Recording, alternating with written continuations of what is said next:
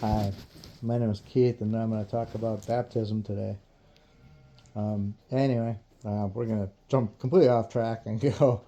We're going to talk about the law and the covenant. After being baptized, people have to follow the law and the covenant.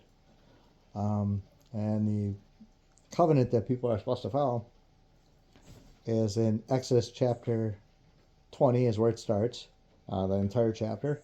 And it continues all the way through Exodus chapter 24, verse 7. This covenant includes the Ten Commandments, so you have to follow and obey those. And it also includes other laws, statutes, and judgments. Some people might read parts of the laws, statutes, and judgments and think it doesn't apply to them because a lot of people don't own oxen or have oxes. And yeah, it's easy to do that. However, this law was written as one person would follow would say on their YouTube channel, it's written fifth dimensionally. So what that means, it transcends time. So just because it mentions an ox goring somebody, or an ox that you do is violent goring somebody, and people today don't have oxes typically, you could change the ox and put it in place a dog. So if your dog bites somebody, if your dog was knowingly aggressive and it bites somebody, just as an example, or if you drive a vehicle and your vehicle is in a state of disrepair, let's say the brakes are bad or your headlights are out and you're driving at night, let's say something like that happens and your vehicle causes an accident due to being in a lack of disrepair, you should be held responsible in the eyes of God. Sounds fair and simple enough. There's also a verse that talks about a pit, for example, like digging a pit. And I'm going to just give another example.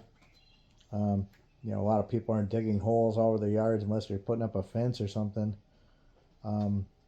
But you could set up an impediment for somebody else or create a hardship. And that's what, digging a hole is in the modern sense. It could also mean a physical hole, but typically it's more like a hardship, if you will. Anyway, just wanted to, mention that part. You can get baptized more than once. I moved to stay with an Israelite family in January 2026. I first moved down here. I've been baptized 3 or 4 times since I've been here. I've also baptized this individual's entire family. So I baptized 8 people myself, being here. And the thing is, once you get baptized and you're following the law, you become a new person. My experience is like I used to love certain things, like movies, music, things along that nature, TV shows, and none of it appeals to me anymore because it's like I became a new creation, and a lot of that stuff, just doesn't even interest me anymore. I don't even want to keep track of it. I don't even want to pay any attention to it. It's like it says in the Bible, you become a new creation, and that literally happened to me. As far as the feast, I want to mention something. There's 3 feast days. They're also mandatory. I'm not a Levi, so I can't talk about these or preach about how to observe them, when they are, or anything like that. I do have a playlist on my YouTube channel that you can check out. They tell you when they are, how to do them. The channel that did all those videos is called Coaching the Fight. I strongly suggest you check out his channel as well. But he tells how to do these feasts. They don't change. What you do doesn't change every year. It's the same thing. So you can watch his videos, but check up on his calendar videos. Those are important. But anyway, getting back on subject, the first feast you have to observe is called the Feast of unleavened bread. The next feast is called the Feast of Weeks. Some people would also call it Pentecost. The next one is Nativity Day. And anyway,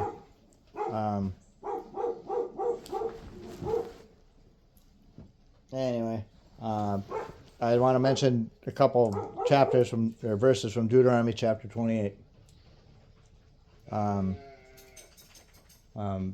After you learn how to do these particular feasts, and these feasts or verses are Deuteronomy 13 and 28, 13 and 14. And prior to that, it talks about the people of Israel would have been blessed if they would have followed God. And anyway, they would have been, verse 13 talks, they would have been the head. So if they would have been the head, they would have been the example for everyone else to follow. And if they would have obeyed God, they would have been the shining example for everyone to emulate. Turns out they didn't, and they were disobedient, as everyone in the world knows, and they became cursed. So people don't truly know what to do.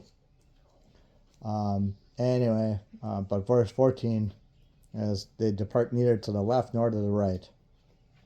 And so you're supposed to worship how they do. They weren't supposed to depart or go to the left nor the right. You weren't either.